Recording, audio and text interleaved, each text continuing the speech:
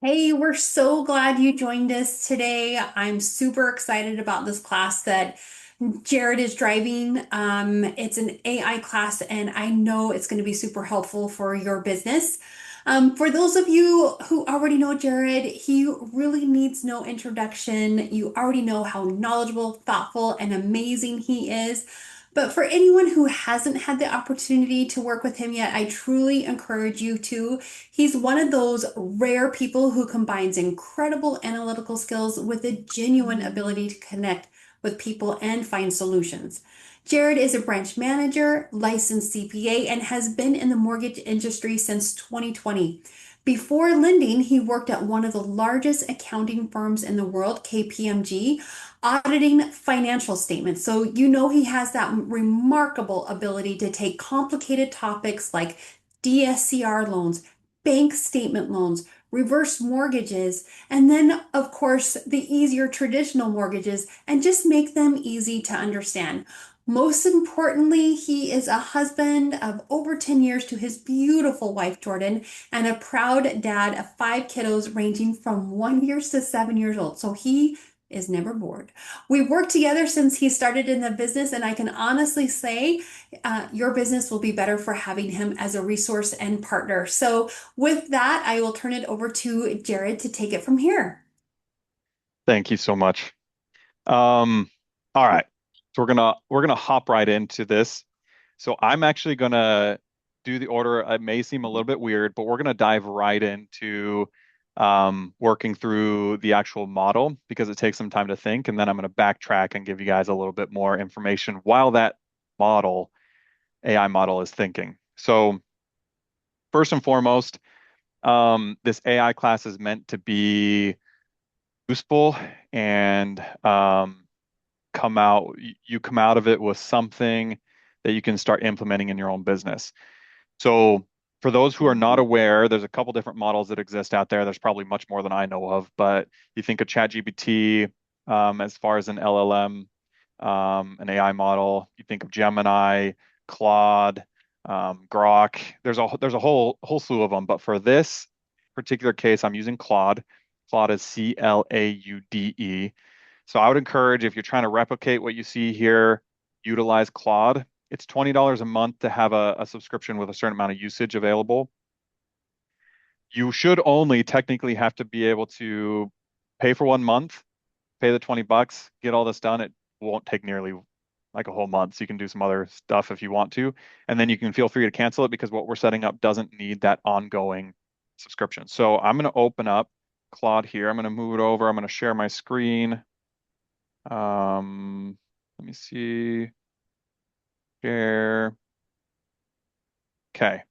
So what I'm going to send to you guys or provide to you is a prompt that I've already created. So I have an update system. This whole class is going to be how to kind of create a more professional, a better looking update. If you guys don't do anything, it'll be better than nothing. And hopefully you can create something with AI that will look even better and feel much better than even what you have right now, whatever that may be. So I'm going to give you guys a prompt, and the prompt is essentially instructions for the AI to create something. And so I'm going to send it to you. But for now, what I'm going to do is I'm going to just go ahead and bring it over the PDF. Um, and so then I'm just going to click send message, and we're going to walk through a couple of these things.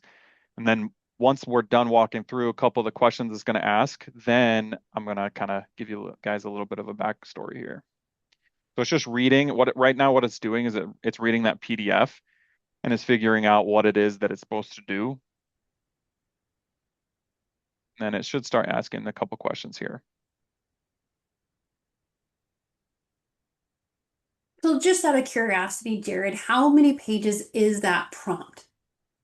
I want to say like I think it's 9. I think we'll find out, but I think it's like 9 pages of information that it's reading through. And again, like the idea behind it is the prompt gets you to a certain spot, a starting point, and then you can then create whatever you want from there, or kind of have a back and forth with the AI to further change something or adjust something or make something better. But the prompt is like the starting point for this to create at least the vision that I have, and then you guys can kind of take off from there as you figure out what the best result is for you. All Well, right. I'm excited to hear what this vision is that you're creating. Okay. So here we go. It's asking a few questions. So what is your name? We'll say Sam Agent. Shift Enter inside of this little box doesn't send the chat. It just gives you a new line. So try Shift Enter. Brokerage name, the best brokerage. I'm just going to make up some information to get something going. Sam at bestemail.com. Hey Jared, let's go with my like what I would love to have as my brand color and let's do pink. Hot pink. Hot pink. Let's do All hot right, all pink. right. Like white, hot pink, And black. black. Yeah. All right, we do it. We'll do it. We'll do it. Gmail address, we'll say Sam at testemail.com. You'd obviously be, when you're inputting these, you'd be inputting what's applicable to you guys. I'm just doing a test one for you. Do you have an email signature already set up in Gmail? Wait, yeah, yes. All right, then you press enter. And I'm just gonna, before I move on to show you guys something else, I'm gonna make sure that it's doing this. I'm actually gonna move this to another screen and kind of keep it up to make sure that it's still moving. But essentially this class, what it's going to produce for you guys is an update. Now, I do my updates every Friday leading into the weekend to try and silence any or calm any nerves or questions that someone might have, help them feel confident leading into the weekend. One, so my phone isn't blown up, and hopefully, for any real estate agents on my deal, so their phone isn't blown up either with where things are at. So that's the goal for it. And one thing I found is I wanted to show you guys what my updates used to look like and then what they look like now. So I want to show you that so you can kind of see like, oh, I kind of see where he's going because they look vastly different. And then two, understand what AI can, like what I found AI to be useful for, and I've tried and played around with it quite a bit and not so useful for. So first, like what I envision or what I've set up is kind of a hybrid.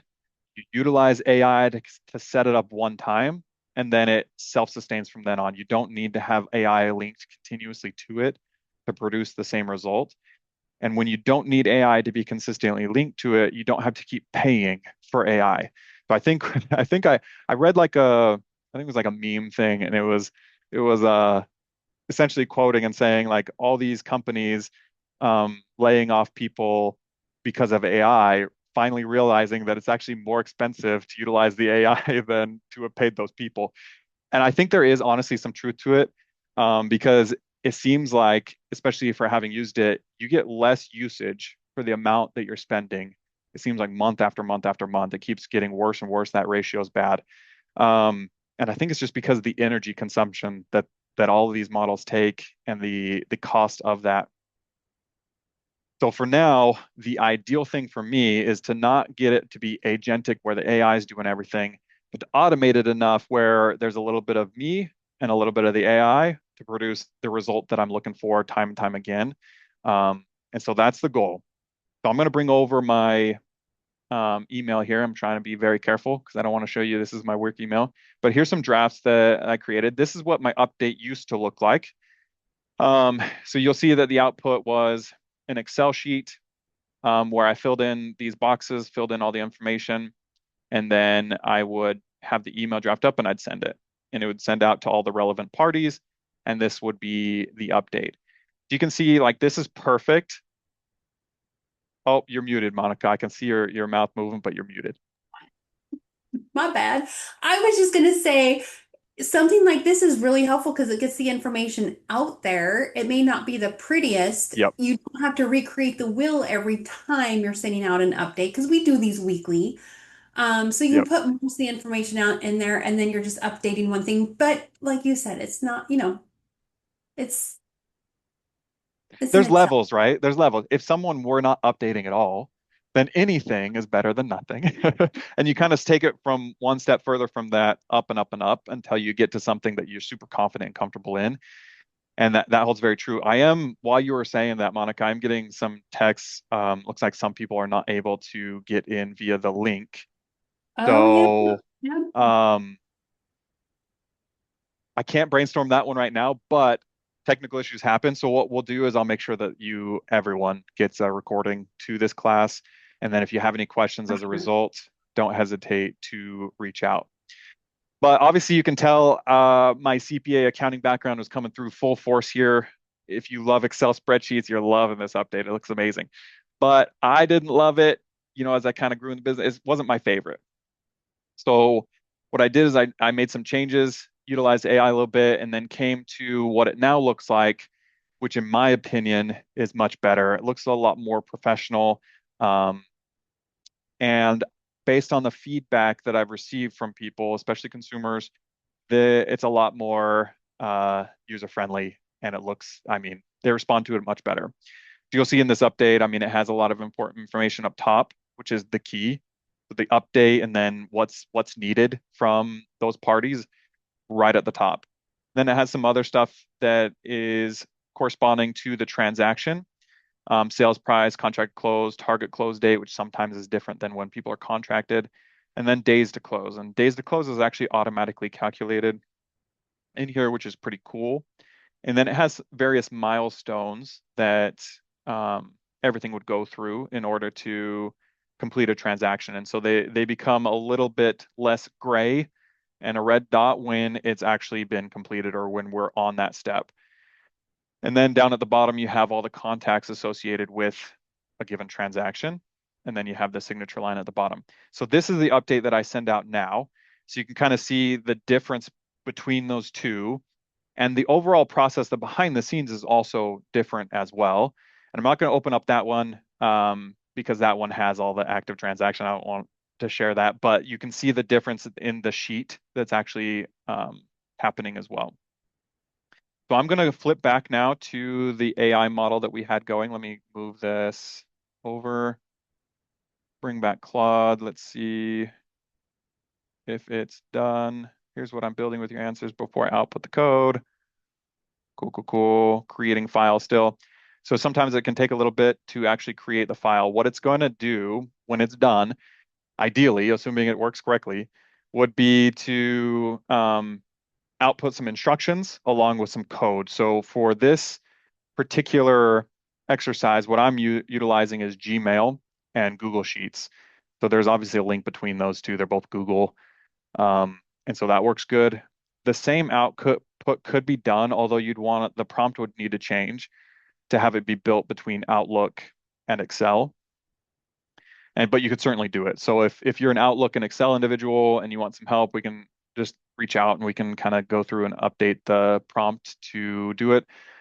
Or if you're feeling confident and comfortable with AI, you can just tell it. You can just literally say, hey, I don't use Gmail or Google Sheets. Can you create the same output with um, Outlook and Excel? And it can certainly do that. Now I'm doing this in real time with the AI, so we're kind of subject to it actually producing a result in a decent amount of time. In the very limited tests that I did, but I did test it, it didn't take super long, but it did take a little bit of time. So in the meantime, I would love to hear any feedback you guys have as far as your experiences with AI in general. You can either put it in here or you can email me separately. If there's anything, oh, I did want to mention one thing actually while we're on this. So I did get a lot of feedback. I did poll quite a few real estate agents as far as what to teach in this class. There was quite a bit related to leads and managing follow-ups with different leads and kind of that timeline. And although I think that that is like an awesome thing to utilize AI for, it's also very, very, very, very reliant on what CRM you use. Mhm. Um, because depending on what CRM you utilize, the output is vastly different. Um, I think one CRM that would be probably pretty favorable would be, I think a common one that people use is like Follow Up Boss. I don't know if you heard of that one, Monica. But Mm-mm. in the limited research I did, that one seems to have some pretty good. You might be able to link AI to that one pretty well and come up with some pretty awesome stuff as far as lead follow-up. But in an effort to kind of produce a result that is universal, that anybody can utilize right away, I didn't want to get so niche down to that because it is very specific to that. Whereas everyone generally, I mean, I guess some people have Yahoo But generally, a lot of people fit into the Outlook and the Gmails of the world that you This can is utilize this. also really helpful for someone who doesn't have a CRM. Like if you don't have a CRM, this is really great. And then if your CRM just doesn't have this capability, it's a Yeah, solution. yeah. So here it looks like we're done. Thank goodness, because I don't know if I could have came up with anything else. Yeah. So here we go. It came out with some instructions on what to do. So first, it's saying to open Google Sheets. So just trust me as I run through the instructions because I want to show you Google Sheets. So I'm going to move the instruction to the other side. I'm going to follow exactly what it's saying that you would follow as well.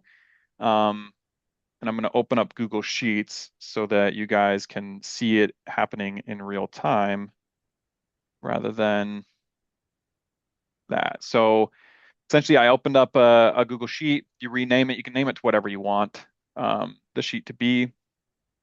Then if I go to extensions, app scripts. So this is taking you behind the scenes. So if any of you guys are Excel nerds, like once upon a time I was, Excel has what's called VBA, and it's like a language model. It's like it almost feels like AI behind the scenes is what it would do, but it's like how you can further tailor that sheet to do even more awesome things above and beyond what it naturally does. So this is similar to that. So first you just delete everything in here. And then it gives you, I'm going to bring this back so you can see, it gives you all this code. So I'm going to copy all of this code that it has here. You can see, I just click copy up here. And then I'm going to paste it into here. I'm going to save it. And then it says, save, close the app scripts. We're going to close this. We're going to come back over here. We're going to refresh this page. A new menu up here is going to pop up and says Friday update. Thank goodness that worked. And you're going to do setup sheet run once. So this is setting up. It says a script attached to this document needs your permission to run. So what it's trying to do is protect you, right? So if you were, for example, like downloading something from a random source on the website, on some website, and it's trying to run something behind the scenes on your Google thing, this is trying to be like, hey, do you want to give it permission? In this case, you're creating this. So hopefully what you are doing is good and not malicious to yourself. But yeah, so it's essentially it's asking for permission to create the script. Look at that nice hot pink, Monica. Holy crap, my Loving eyes would bleed. it. I Yeah, love it. yikes, yikes, yikes. All right, all right, all right. So then you can see how it created a couple different tabs here. The sheet one is blank. So that one's not even necessary, but there's an update tab, a contacts tab, and a config tab. The config just has some of the personal information of the questions we answered at the very beginning. The update tab here. So we're going to go through this. I'm super happy that it gave a little test example here. It has the file key.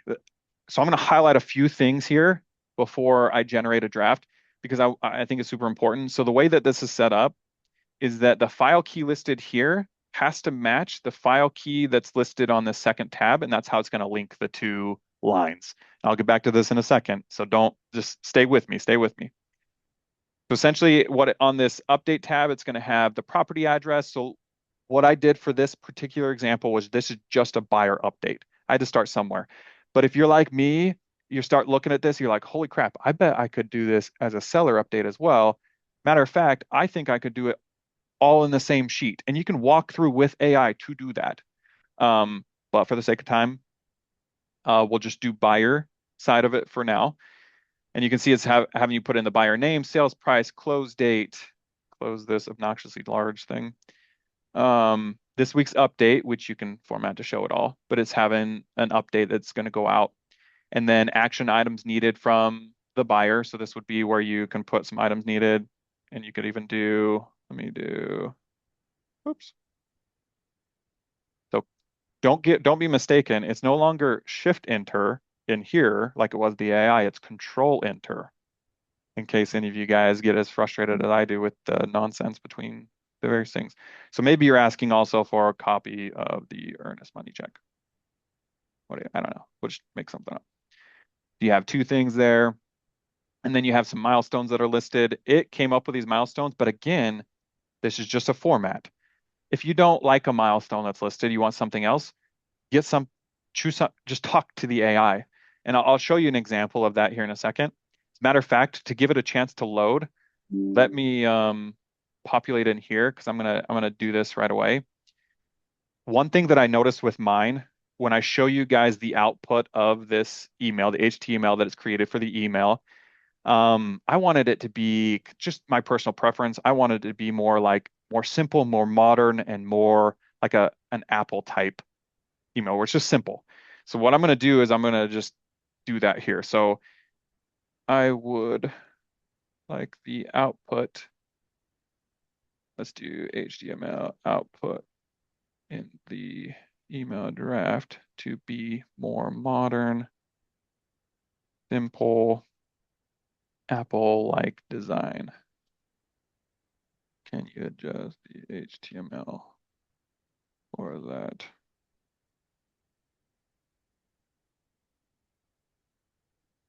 All right, I'm not even gonna go further. I'm gonna go further, but I we'll just leave it at that. So it's gonna be think about that for a second, give a new output that we'll use. Do you essentially have some of the milestones that are listed, and then send is essentially what you check if you want that update to be sent this week. And then you go to the contacts tab. So you'll see that's for file 001, which is this one, which is the one we've got here. You have the name of buyer one, name of buyer two, the emails, their phone numbers, include them or not in the email. You either click or unclick if you don't want them included in the email. Buyer three, if you got one.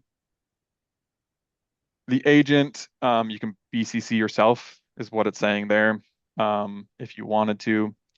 Loan officer, you could send it to. We don't want to. We just want to send this to the buyers. We could.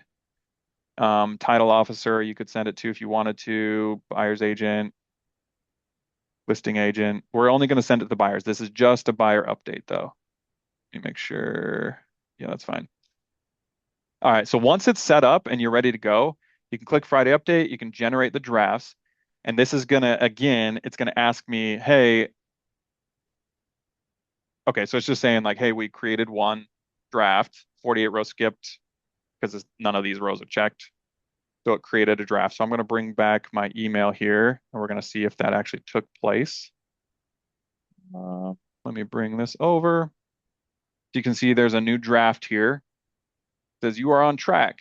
Now, Ooh, I obviously, love the pink. so what it did is it populated a subject line. This is all part of the code. You notice like none of the boxes I filled out were like, put this in the subject line. This is all part of the code, which means it's all adjustable. For example, I'll tell you right off the bat, I don't love that it's telling this person that you're on track. What if they're not on track? Then you don't want a default subject line to say you're on track. So I like mine. And so what I would do is I'd go back and I'd notate all the things I didn't like about this first draft and be like, hey, I actually don't love the hot pink, right?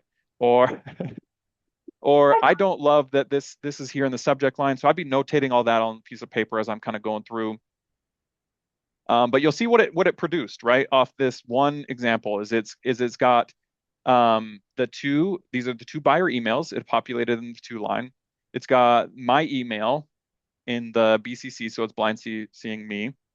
And then it produced this. So it's got the Friday update thing, pink for my brand.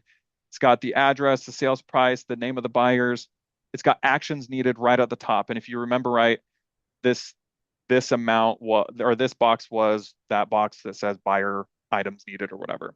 And you can format this differently as well. You can change the way you could have it look like a checklist, like I do. And then here's the update, and then here's the milestones as it's going through it with the ones checked and the one they're currently on. And then you have down here as well. Now, let's go back, for example. So I'm going to close this and I'm going to go back. It's still thinking. So let me open up the Google Sheet again. Let me find it. There we go. So as it's making the change for the HTML, what you'd essentially be doing is, let's say you wanted to have another file or another, you don't even have to name it file 001 or anything. You could name it the person's last name. Let's say the person's last name is Barton. So we'll say the address is 456 best house.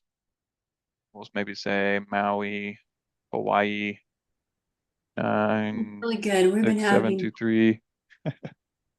we need some beach weather.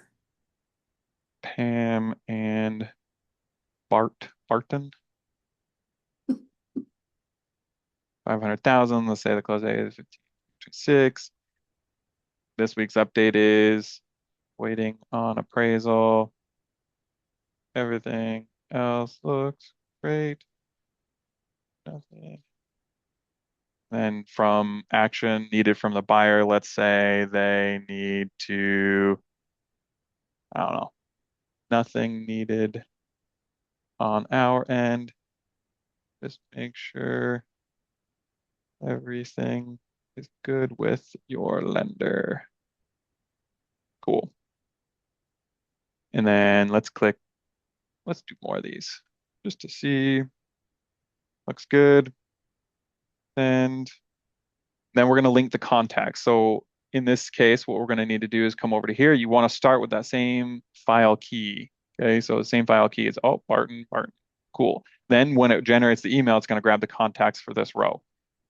So we'll say, I don't even remember the names that I created. Pam, Barton, Barton, Pam at email.com. We're not going to put that in, Bart at email.com. And you want to include those people in the email. And we're not going to do any of the other things, but you could include these as well.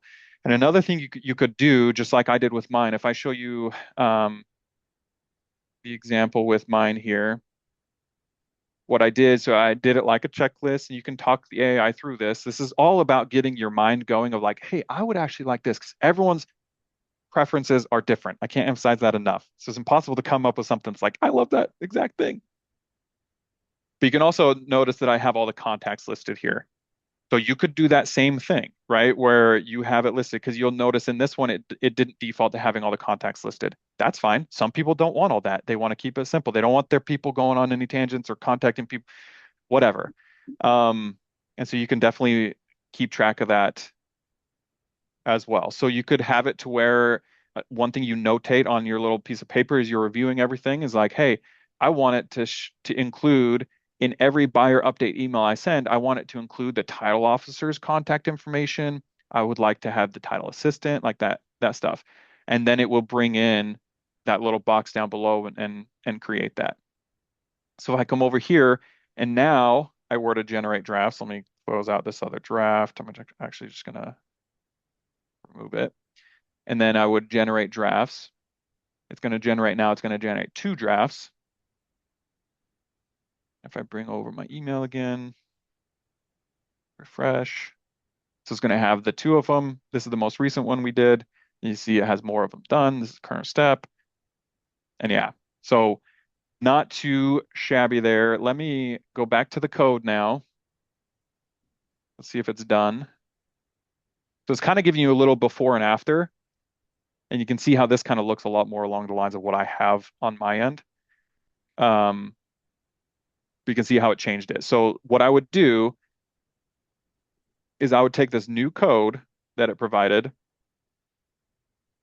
and I'd come back. You guys, I can't even emphasize how like nervous I get with flipping between these tabs to make sure that my like email out to clients or whatever is not going to pop up. I'm like triple checking all the different things that I click. So if you go back to your Google Sheet that you've now created, beautiful Google Sheet, and you click on App Script, we just took that new code that the AI gave us. We're going to delete all of this code. I'm not even going to do that. I'm going to do Control A, backspace, Control V, save. We put in the new code. We saved it. We're going to exit. We're going to refresh this page. Now we're just going to, because it didn't change anything with the sheet, there's nothing with the sheet that needs to be set up. So all we're going to do is generate some more drafts. And we're going to click OK. We're going to come over to my email, pray that nothing shows up. Okay, cool. So these are the old ones that we created just a moment ago. I'm actually going to Get rid of those two. And we're going to open up this one. So now what it looked like before, this is what it looks like now, right? So let me open up the other one and you can kind of see how it changed it. It just grayed those ones out. Looks clean, nothing crazy. And if I go back to this one here, the very first one that we created, you can see how it changed it. It's just clean, it's simple, it's modern. And obviously you can have it where it puts your brokerage name up here. You could have a logo that you do, like just whatever you want to create. I'm actually going to stop sharing. Don't have to be so nervous about what's being shown. Whatever you want to create, you can create, or however you want to change this. The goal of this is so that you can see how everything can be created. Like now that that has been created, let's say I loved that result, okay? And that's the email that I want to get sent out. I love the way the Google Sheet is designed. I can literally go into Claude, go to subscription, cancel subscription. You don't need it anymore. It's set up to be able to run every time you want it to do it from now on. And that's the power in it, is like a combination of AI and a combination of you doing things. And I purposely have it create a draft as another example here instead of automatically sending. Could it automatically send? I'm sure it probably could. But I don't want that because I want to have a little bit of control over what's being sent, and I can double check and review that you do. But this is all meant to get the juices flowing, to get the ideas going as far as like, oh, hey, I didn't even know that that was possible, right? But now you know it's possible. Now you can create an end result that looks amazing, or you can just do the default one, which is better than nothing, right? And you can go from there and update all your people. So that was one example.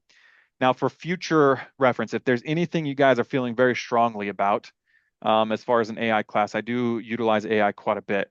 Reach out. I'd love to hear your thoughts. If you're struggling with any of this, with the setup, with the prompt, with any of it, reach out. I'd love to help out.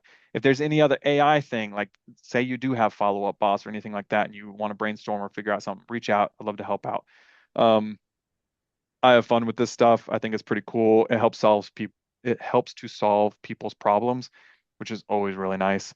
Um, but yeah, that's it. I don't want to take any more time because I want to make sure this is fast and not a bunch of nonsense. So Well, that's it, thank you Monica. for putting that together, Jared. For someone like me who does not nerd out on this kind of stuff, having that step by step is really, really nice. And then just having a resource to someone like you to, I promise everyone on this call, if you're intimidated by this and you kind of feel silly about asking a question to Jared, I promise I've asked, I've asked them all. So don't hesitate to reach out to as he nods. It's true.